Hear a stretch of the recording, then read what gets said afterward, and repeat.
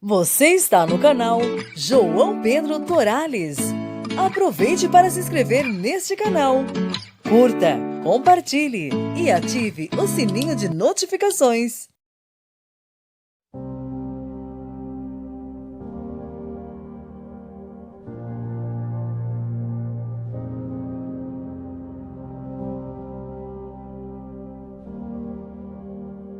Monsenhor Carlo Maria Viganò tinha um alto cargo. Foi secretário-geral, governador da Cidade do Vaticano e até 2016 era o embaixador do Papa nos Estados Unidos. Agora, com seus 79 anos, diz que quer terminar seus dias com a consciência tranquila. Denuncia o que já viu e se desvincula do Papa. O arcebispo Viganò publicou uma carta aberta a Donald Trump no dia 25 de outubro de 2020. Nela, adverte que as elites preparam uma ditadura mundial e exalta Trump como o único que faz frente a essa forma de globalização. Começa assim: Senhor Presidente, permita-me dirigir-me ao Senhor nesta hora na qual o destino do mundo inteiro está sendo ameaçado por uma conspiração global contra Deus e a humanidade.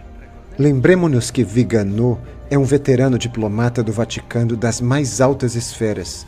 Ele sabe muitas coisas, e nesta carta é bem claro. Um plano global, chamado o Grande Reinício, está em andamento. Seu arquiteto é uma elite global que quer dominar toda a humanidade, impondo medidas coercivas com as quais vão limitar drasticamente as liberdades. E continua dizendo: por trás dos líderes mundiais que são cúmplices e executores deste projeto infernal, há personagens sem escrúpulos que financiam o Fórum Econômico Mundial. É preciso explicar aqui o que é esse grande reinício.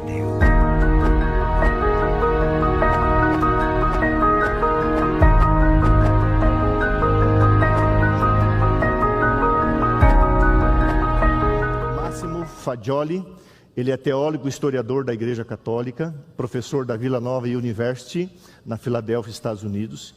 E ele escreveu um artigo essa semana falando a busca pela supremacia de dois impérios atuais. Irmãos, quando eu desafio você hoje à tarde a colocar na internet a síndrome do império perdido, que eu tirei desse artigo, e você vai ler uma série de artigos desse camarada e outras pessoas. Irmãos, e se você pegar a Bíblia, se você pegar o grande conflito, e se você falar o que eles falam, é a mesma coisa. Sabe o que esse camarada, que é um professor, um defensor do catolicismo, é um católico, sabe o que ele falou? Hoje existem dois impérios, está ali, leia esse artigo. E ele faz um paralelo entre John Biden e o Papa Francisco. Ele faz um paralelo, e ele diz assim: hoje existem dois impérios mundiais fragmentados, tem problemas aí. O que buscam esses dois impérios? Palavra de um historiador católico. O império americano, ele busca o imperialismo cultural. O mundo é um mundo americanizado. Você vai a Israel, tem o McDonald's. O jeito das pessoas é um jeito americano. No Oriente, eles buscam imperialismo cultural, imperialismo político, imperialismo militar. Sabe o que vem? Eu vou falar um pouco mais. Se você entender o que a América do Norte tem em termos de força militar no mundo, é algo que você fica assim, ó. 70% do mundo tem bases americanas. Quem manda no mundo militarmente falando, irmãos? E o imperialismo econômico, a moeda mundial. Mas Roma também busca um imperialismo espiritual, um imperialismo religioso, também cultural, mas ele mesmo diz, na verdade, o que Roma quer é um imperialismo político. Por quê? Porque não tem poder para agir. Não tem uma bicicleta para pedalar, não tem um cavalo para montar, então precisa ser investido de autoridade e poder. E como isso vai acontecer? Através de leis.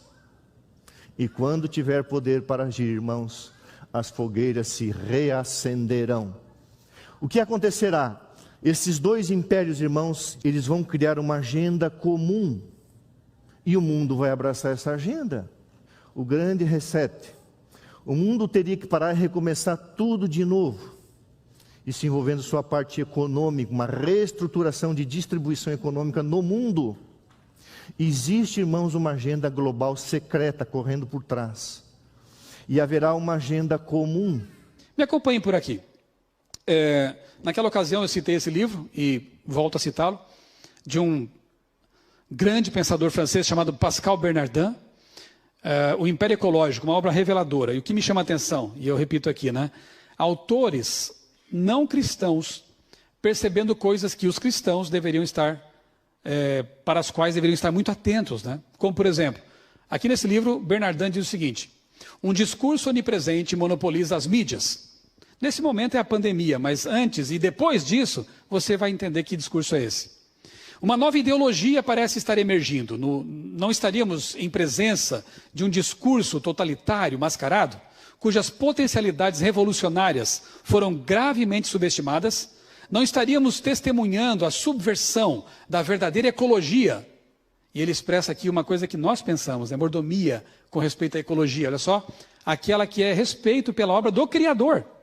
Olha que interessante. Não parece um cristão bíblico falando aqui? A nova ideologia deverá fornecer um princípio central e unificador. Lembra o que Ellen White escreveu? Haverá um laço de união universal. Ele chama de princípio central unificador, em torno do qual a sociedade mundial poderá se construir e se definir. Esse princípio deverá formá-la por inteiro, permiti-la definir tanto os objetivos sociais quanto as normas de comportamento individual. Ser aceito pelos povos do Ocidente e do Oriente, do Norte e do Sul. Ele deverá evitar confrontar qualquer sensibilidade religiosa ou filosófica, mas, ao contrário, fazer avançar a causa sincretista e a aparição de uma nova religião mundial. Esse princípio deverá também permitir ao poder mundial intervir, diretamente ou não, em todos os setores da sociedade. Ele deverá permitir a instauração de um governo mundial. Uma religião mundial e um governo mundial.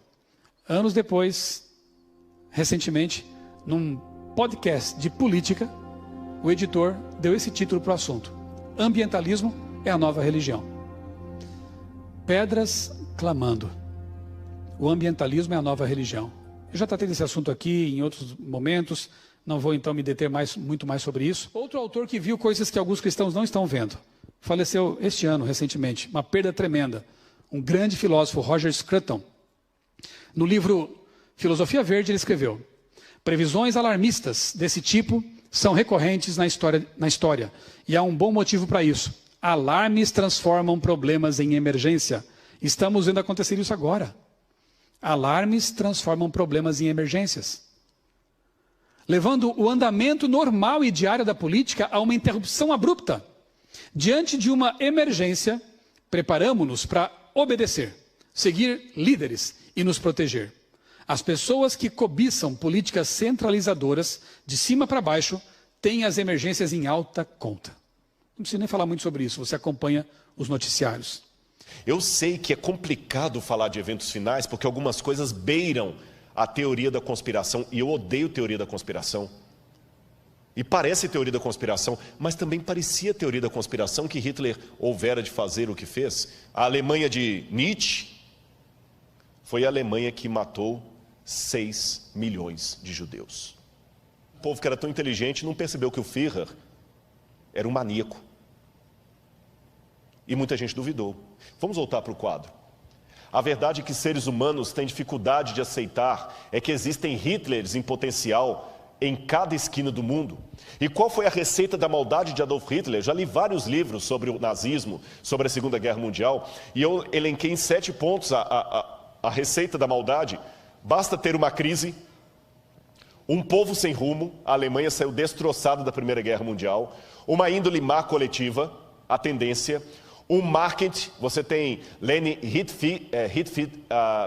Riefenstahl e você tem Joseph Goebbels, que foram os ministros da propaganda de Hitler. Você tem Albert Speer, que teve o plano, um discurso de mentiras e sedução e o interesse de Satanás. É exatamente o que nós temos hoje. Nós temos uma crise, nós temos um povo sem rumo, nós temos uma índole má coletiva, nós temos um marketing promovendo coisas anticristãs e o povo de Deus batendo palma para isso, não tendo coragem de denunciar. E tudo bem. E o marketing está aí. Nós temos um plano, Nós temos discursos de mentiras e nós temos o interesse de Satanás. O que eu posso dizer para você é o que está na história. Como nunca há um alinhamento entre a cúpula do Capitólio, a Casa Branca e a cúpula do Vaticano. Dois líderes que pensam igual em todas as coisas. Eles sabem que tem pouco tempo. Um tem 83 anos e o outro tem 77, uma pessoa frágil. Irmãos, quem se oporá um dia para a família?